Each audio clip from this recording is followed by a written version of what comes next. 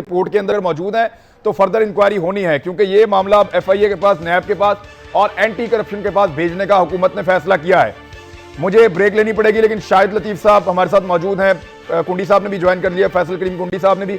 तो मैं शाहिद भाई से शुरू करूंगा ताकि इसके ऊपर एक कंप्लीट एनालिसिस वो अपना दे दें ब्रेक के बाद।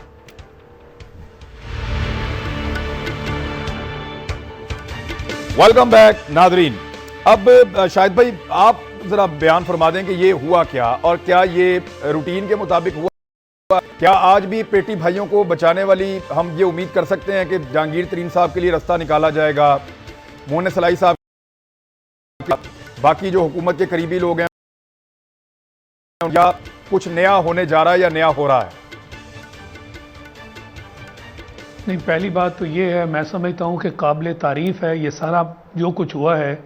इस तरह इंक्वायरी का होना, जैसे आपने भी इंट्रोडक्शन में कहा कि ये तो साल हा साल से हो रहा था, सब जानते थे कि हो रहा है, मगर किसी ने इनको छूने की कोशिश नहीं की। ये माफिया इतना स्ट्रॉन्ग माफिया है कि ये तो झंझोड़ के रख देते हैं।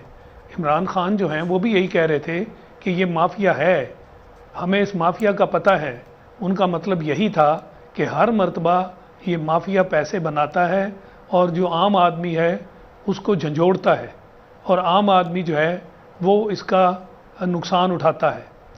मगर इसको पकड़ना, इस पे इंक्वायरी करना, और इंक्वायरी में हुकूमत के जो अपने लोग हैं जिनका हम सोच रहे थे कि ये नाम आएंगे या नहीं आएंगे, वो नाम आ गए। अब जो अगला कदम है जिसका जिक्र आप कर रहे हैं, मैं समझता हूँ ये भी एक इम्तहान है। ये सज़ा देना, इसको मंतकी अंजाम तक पहुँचाना, ये भी हुकूमत की उतनी बड़ी ज़िम्मेदारी है जितनी बड़ी ज़िम्मेदारी से अब तक वो गुजरी है।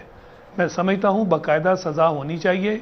ये गलत उलाम है, ये जो बेकायदगी और बेज़ाब्तगियाँ हैं ये शुरू से हो रही हैं, मगर इनका पकड़ा जाना, इनका सामने आना, ये एक बहुत बड़ा कदम है। शायद भाई हमारा कानून का सिस्टम इतना स्लो है ना। देखें, आगे मामला उन इदारों के पास जिन इदारों में मामला लटक की जाता है हमेशा, यानी कितने कितने बड़े केसेस हमने सुने पाकिस्तान में, वो नैब में चले गए, FIA में चले गए, आगे अदालतों में चले गए, और अदालतों में केसेस सालों चलते रहते हैं। हम वहीं खड़े हो जाएंगे। ये शुगर मिल वाले तो बड़े अमीर हैं, ये तो वकील करेंगे 2 करोड़ वाला, 5 करोड़ वाला। आप ठीक कहते हैं, और जिन्होंने साबित करना है उनके पास उस तरह के वकील नहीं हैं, लिहाजा इसकी प्रोसिक्यूशन सही नहीं होती, उसमें हार जाते हैं।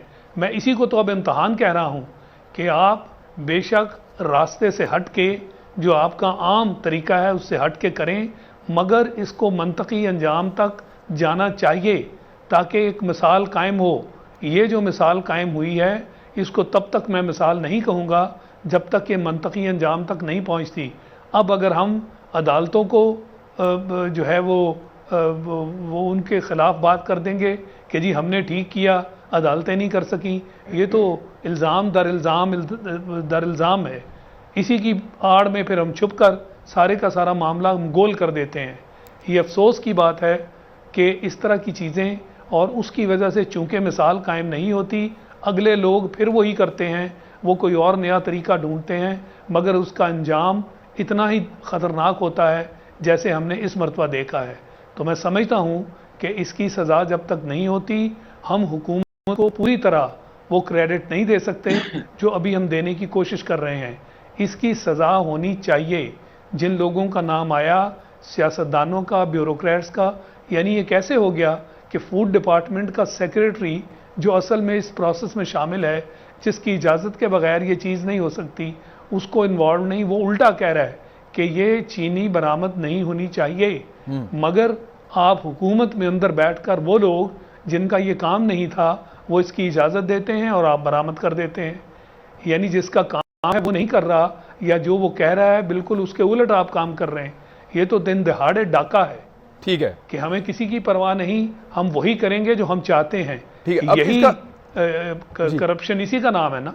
ठीक है, अब इसका फैसल करीम कुंडी साहब, एक 2 किस्म की सजाएं हो लोगों को, और एक किस्म की सजा आपने देनी है कानून के जरिए से। तो कानून में पाकिस्तान में सजा कैसे होती है आप अच्छी तरह जानते हैं, प्रोसिक्यूशन कितनी तगड़ी है, फिर जो तगड़े लोग होते हैं उनके वकील बड़े बड़े महंगे होते हैं, उनका सिस्टम बहुत बड़ा होता है, वो इदारों को बड़े अच्छे तरीके से मैनेज करते हैं। तो अब हर केस अलग अलग हो जाएगा और हर बंदा अपनी अपनी लड़ाई लड़ना शुरू हो जाएगा, तो सज़ा होने के इम्कानात तो पाकिस्तान में बहुत कम रहते हैं। दूसरी एक सज़ा हुकूमत दे सकती है फ़ौरन, हुकूमत जो है वो इसके ऊपर इंपोर्ट एक्सपोर्ट के ऊपर से बिल्कुल बाहर निकल जाए। जो इंपोर्ट करना चाहता है वो इंपोर्ट भी करे चीनी को, इसकी कीमत पाकिस्तान के अंदर इंटरनेशनल मार्केट के मुताबिक आ जाएगी। शुगर मिल के लाइसेंस हर आदमी को देना शुरू कर दे, जो बनाना चाहता है वो जाके बनाए, जिसके पास पैसा है। ये जो एक नेक्सस बना हुआ है ना, उसको तोड़ के इनकी माशी तौर पे कमर तोड़ सकती है हुकूमत। बिस्मिल्लाहिर्रहमानिर्रहीम। देखिए, आपने बहुत अच्छा एक सवाल भी किया और साथ साथ आपने जो रिजर्वेशन जो दिए हैं, देखें अभी हर कोई जो है वो अपना अपना वकील पकड़ेगा, करोड़ों के वकील होंगे और ये पेश होंगी, और ये जो शुगर मिल माफियाज हैं ये 10-10 और शुगर मिलें लगा लेंगे, लेकिन इनका फैसला नहीं आना। आपने बहुत अच्छी बात की कि इनका नेक्सस तोड़ने के लिए जो है नई शुगर मिलों का लाइसेंस देना चाहिए, जो कि मैं नहीं समझता, क्योंकि चाहे वो मेरी जमात है, चाहे वो नून है, चाहे वो पीटीआई है, चाहे डिक्टेटर्स हैं, जो भी जमात हुकूमतें ये शुगर मिल माफिया उनके साथ होते हैं और अपने जो बरादरी है उनको बचाते हैं।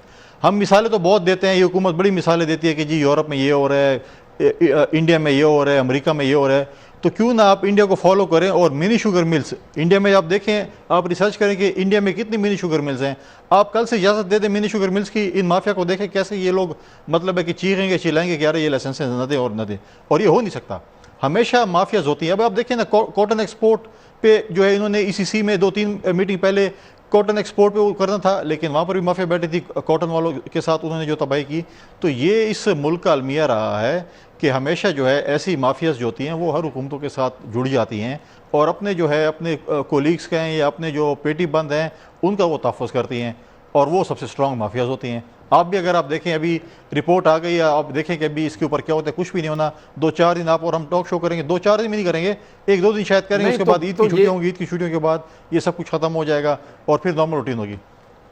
अच्छा, मैं मुसद्दिक मलिक साहब देखें, मैं इस पर रिस्पॉन्ड करना मैं एक सेकंड कमल, मैं आपके पास आता हूँ, लेकिन मैं मुसद्दिक भाई से मैं थोड़ी सी एक चीज़ में, क्योंकि वो इन चीज़ों को बड़ा गहराई से समझते हैं। क्या मुसद्दिक मलिक साहब, कानून के रास्ते पे चलते हुए अगर तो ये माफिया मौजूद है तो इसको सज़ा दी जा सकती है, पकड़ा जा